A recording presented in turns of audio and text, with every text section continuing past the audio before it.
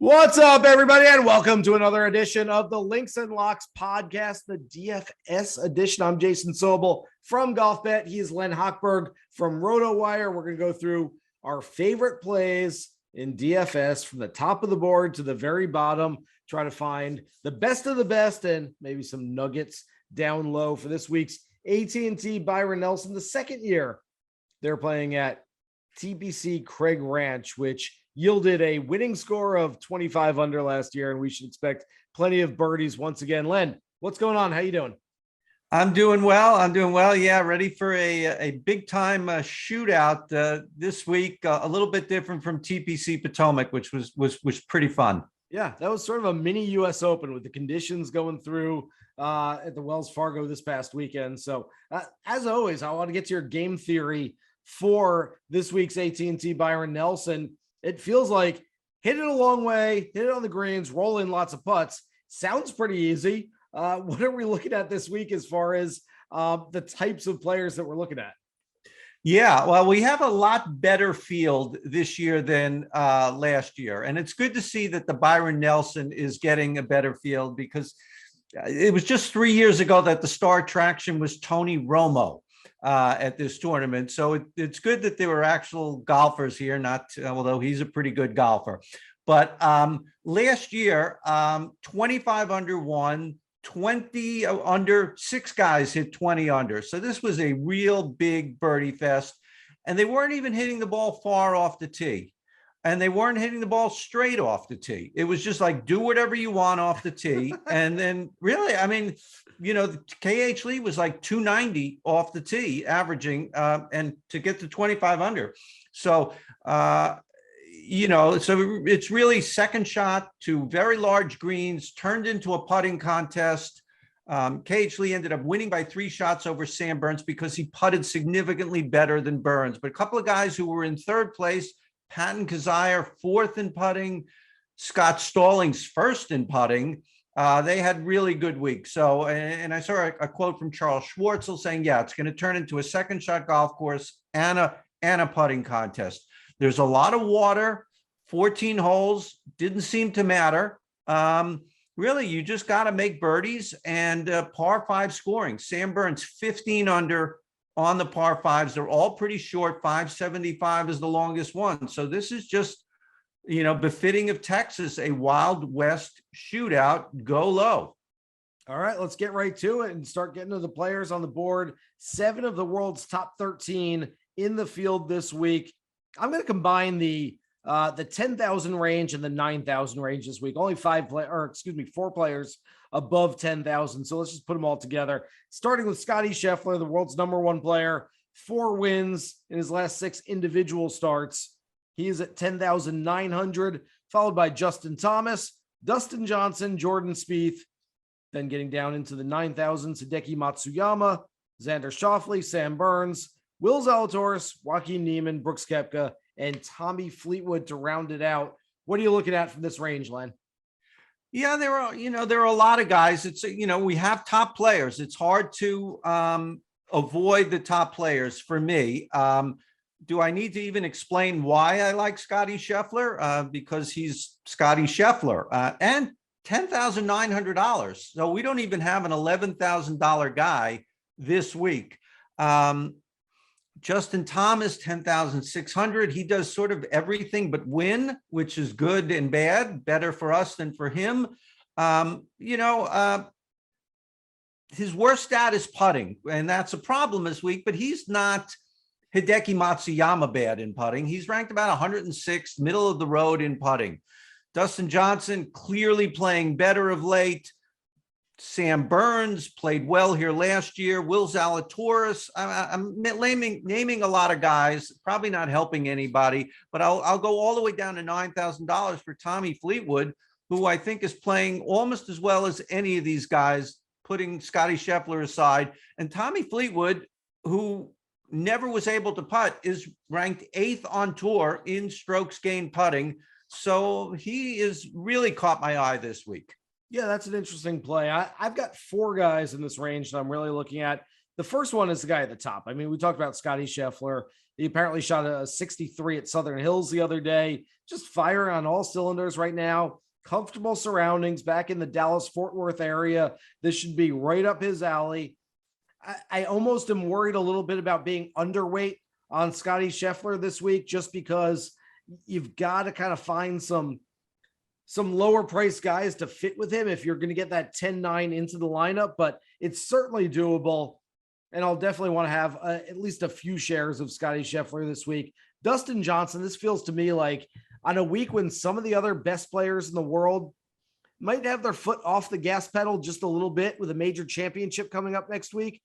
I feel like DJ might look at it and say, yeah, it's a major, so I'm just going to make lots of birdies because that seems like a good way to prep for a major championship. And you know what? As he is with most things, he'll be both understated and he'll be correct if he says something like that. And I certainly like DJ, who's been knocking at the door and not quite walking through it for a while now, but I think DJ could have a really nice week. Jordan Spieth, look, he can talk all he wants about trying to peak 4 times a year for the major championships. What we found is that Jordan doesn't really have that in him. And I mean that as a compliment, in that Jordan tends to play his best golf whenever the best golf happens. And so he treats every shot, every round, every tournament like it's the most important thing in the world to him. Again, that's more compliment than any sort of insult or put down, but it's hard not to like Jordan Spieth, where there's going to be a lot of birdies out there and you've got to roll in putts. And then the 9,000s, the one guy that I'm looking at, he is way too short in the betting markets. I've seen him in the DraftKings Sportsbook at 14-1 this week, number 3 on the board. I just can't bring myself to bet him at that number, but I think he's a nice play in one and done pools. And I think he's a really nice play in DFS. And that's Will Zalatoris, who quite frankly has the talent to go out and win this tournament. I like everything about him other than the price in the betting marketplace. Yeah, I noticed that too, that he had better odds than, DJ and Sam Burns. And it did seem a little bit too risky a play there, or just not enough return on your bang for your buck there. But yeah, much more favorable in the DFS market at $9,400. And yeah, he's also knocking on the door to win. Another guy, best player without a win, probably. All right, the 8,000s are light. Feels like we have fewer players in the 8,000 range than we usually do. Adam Scott, 8,700, followed by Taylor Gooch, Jonathan Vegas, Jason Kokrak, Jason Day, Aaron Wise, Adam Hadwin, Cameron Champ. I don't mind Gooch whatsoever. I think this could be a nice week for him, even though you'd think he'd be a good win player. And yet we've seen a few times, API final round, most noteworthy, where the wind started blowing and he did not play his best golf. Players Championship, I believe, once the weather came through, was not at his best, but I'll give him another chance here. And then 2 guys I really like in this range, Jonathan Vegas, who is a momentum type player. When he starts playing good golf, he continues playing well for a while. He's been 27th or better in each of his last 4 starts. And then Aaron Wise, who at this point, I'm just going to put Aaron Wise in every lineup every week because I like him that much. He's still undervalued, still underpriced. And I think at some point he does some damage here. He's looking to pull off the Max Homa, Len, which is winning the same tournament on 2 different courses, because he was the 2018 champion here at the Nelson. What are you thinking here in the 8,000 range? Yeah, I noticed the same thing that you said, that there aren't a lot of 8,000s, and there's no 89, there's no 88. And I don't know if this is normal or not. I'm going to guess not, because I think I would have noticed it, but there's only one guy between Brooks Koepka at 92 and then down to, 87, Adam Scott. And there's one guy in a $500 range. And I don't think we see that down here too often, but anyway, so there's not a lot to choose from, but I do like Taylor Gooch, as you do. And I think early returns from Twitter and stuff is that he will be a popular play this week. But, chances are you're going to have to get somewhere in that 8,000 range to fill out your lineup. He is leading the tour in total eagles this year, Taylor Gooch, and 23rd in birdie average. I think that's going to matter this week. And down at 8,000, Adam Hadwin is a guy I like. established at the top that driving distance is not critical this week. So I think that brings him into play every time where you don't have to hit the ball far. And we've talked many times how he has done very well throughout this whole year with a number of top 10s, top 25s. And he's pretty good in par 5 scoring for a short hitter as well.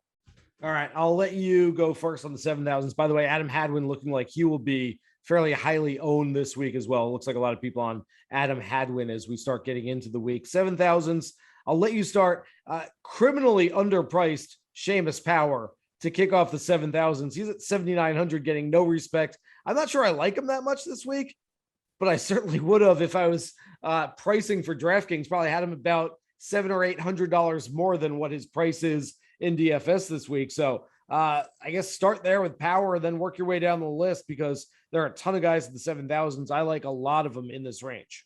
Yeah, there's a real sweet spot for me in the upper 7,000s that, and I can't put them all into my RotoWire column. And I just know I'm going to get, I should have put him and not him. And one of those, I meant to put him, but Alex Noren at 7,900, this seems like a good fit for him.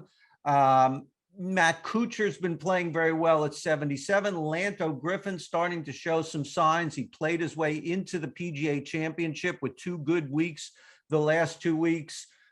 Brian Harmon at 7,600. Sebastian Munoz, he was off my radar until you mentioned him last week, but you're right. He's just incredibly consistent. He's been in between 21st and 39th for 5, 6, 7 weeks in a row, and he did it again last week, all different types of courses. But I should say that in the upper 7s, guy I really like is Maverick McNeely, and I know you've been on him a lot more than me this season, but he hasn't missed a cut in 6 months. He's really big eagle guy, 6 total eagles on tour, 18th in birdie average, 10th in par 5 scoring. All critical things that could really zoom up the leaderboard and get you into the 20 under numbers this week. Yeah, you and I usually come on this pod, Len, and we say, I like so-and-so for DFS this week. And rarely, and it's hard because we're really talking to a niche group of people here, but it's hard to differentiate between the big tournament contests and the cash games. If you're looking at cash games this week, which is head-to-head, 50-50s, Maverick McNeely and Sebastian Munoz are 2 guys that I would essentially start my lineups with, guys with very high floors. Like you mentioned, McNeely has 1 missed cut in his last 22 starts. Munoz hasn't finished outside the top 40 in his last 7 starts. He's been 21st to 39th every single time he's played. So those are 2 guys that I don't mind them in the big contest, but I like them a lot in those cash games where you're only trying to beat 1 or 2 or 3 other people. So you need guys who are going to be playing on the weekend. Other than that, love Davis Riley at 7,700. He's 15th on the PGA Tour in birdie average this year.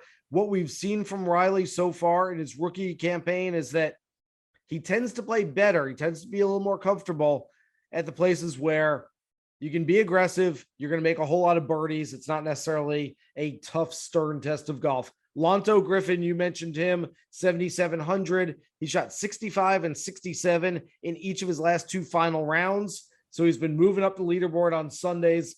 That's a really good sign to me. I like that a lot. And then towards the bottom of the 7,000s, look, the opposite of cash games, those big tournament contests where you're like, hey, high ceiling, low floor, we'll see what happens. Matthew Wolff, I have absolutely no idea what to expect from him on a regular basis, but looked like there were some signs of positivity last week. I tell you what, if he can continue that, this could be the perfect golf course for him. And maybe we see a big run from Matthew Wolff at 7,200, which is a really good price for him. And then I look at Sahith Theegala just because very much like Aaron Wise, very much like Matt McNeely, I take Sahith Theegala pretty much every week. I'll throw Keith Mitchell in there too. That's right. That's the usual Sobel team right there. My guys that I think are just underpriced, undervalued. Yeah, and I'll put Patton Kizzire in there, but he's probably going to be a popular guy. He was 3rd here last year. Great putter. He's actually playing pretty well now and not relying completely on his putter as he has in the past. So if he can get that going, Yeah. So, but but now comes the trouble. Now comes the trouble. It gets a little tougher here. It gets a little tougher when we're trying to dip down below the 7,000. Some weeks I look at and I go, oh yeah, there's a bunch of guys that I can take a shot on this week. I don't know how far down into the 6,000s I'm going to go. Maybe I'm just having Eugenio Lopez Shakara PTSD from last week after I forced him into every lineup and he wound up missing the cut by a bunch. But who are you looking at from the 6,000s this week? Well, when I do my column, I have an area down at the bottom with long shot values, and I'm really supposed to pick 4 guys down there from 7,000 and under. And sometimes I cheat, and it's hard this week. There are 156 guys. It's not like 144, 132 man field where half of these guys are going to make the cut. But I'm going to start with Grayson Sigg at $6,900. I'm looking for guys who are going to make the cut. He's missed only 2 cuts all year. Last week at TPC Potomac and PGA National, 2 very hard tracks, 2 tracks kind of similar to each other and far different from Craig Ranch. So I think he can get it done to the weekend. Hudson Swafford, we see him in shootouts at the Amex. He loves to go low, and he can go low in Birdie Fests. Granted, the Amex is not this field. This is a stronger field. He's even playing pretty well. He made him cut in a major for the first time in his life last month, 30th at the Masters. Pat Perez, 6,700, like Hudson Swafford, making a lot of cuts, 8 of his past 10.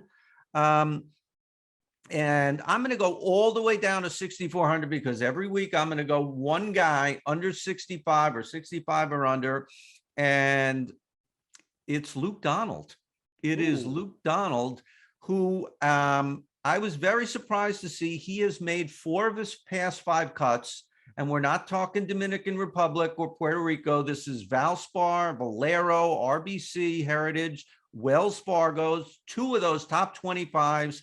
He was 13th here last year, granted, different field, but he's also ranked 14th on tour in strokes gained approach. I don't know how he does it, or, but I just want to see him get to the weekend and go from there. Yeah, you and I are definitely looking at this from a little bit different perspectives. I'm looking for some offensive firepower. I'm looking for guys that essentially hit driver and putt it really well. And then everything in between, the 12 clubs in between, maybe not the best, but guys who can get it out there, who can move it out there, and who can roll it in. So some of those guys that I think have that firepower. It doesn't happen every week. It might only happen once in a while, but Wyndham Clark at 6,900, who's a driver and putter type of guy. Those are the best 2 clubs in his bag. Austin Smotherman at 6,600. We've seen him pop up a few times over the last couple of weeks. Kramer Hickok and Trey Mullinax at 64. And then total shot in the dark. And this is this week's shot in the dark. Brandon Hagee, 2 weeks ago, finished in 42nd place in Mexico. Look, that's all I'm looking for from a guy that's 6,200. If he can replicate that, I'd be very, very happy. Everything else after that is gravy. But Brandon Hagee is a guy that admittedly hasn't played his best golf recently, but he does have that kind of firepower. I like his game. All right, let's get to our lineup this week. Len, I don't know that you and I mentioned more than 3 or 4 of the same names when we were going through the entire board. So I imagine that we're going to be pushing and pulling back and forth to put a lineup together here. So I have no idea what to expect, but kick it off for us. Yeah. I was thinking just as you were finishing up there, I said, this is going to be a tough week to get a lineup going here. And I don't know. I think I just want to put it out there that Scotty Scheffler, we all know what Scotty Scheffler is and stuff, but I don't want to put him in this lineup because I don't want to go super low. So I'm going to try and start somewhere higher. And I am kind of high on Tommy Fleetwood this week. So $9,000 just has how many top 25, 5 straight top 25s in stroke play events, including the Players, including the Masters. Maybe not the best match for this week, but he is playing well. And he has added a 14th club to his bag in the last couple of months. He's decided to start using his putter. Tommy Fleetwood, $9,000. I'm still waiting to see if Tommy can go super low in a tournament where it might take 25 under to win. I want to see if Tommy can go exceptionally low. I almost looked at last week's Wells Fargo at TPC Potomac and said that felt more like a Tommy Fleetwood course, a Tommy Fleetwood type of weather condition, that more so than this week. But look, I certainly don't dislike it whatsoever. All right. I mentioned that I had a lot of guys in the mid to high 7,000s that I really like. So I'm just going to go pick one of them. Again, this guy, I like him for cash games, probably more so than tournament plays, but Sebastian Munoz has just been so steady, so solid recently. I'm going to throw him in there at 7,600. Yeah, excellent play. Got him on my list. No qualms with that pick at all. You're going to go low. So this is sort of shaping up as last week, where I could be taking, most of the pie, most of the money, most of the slices of pizza or something.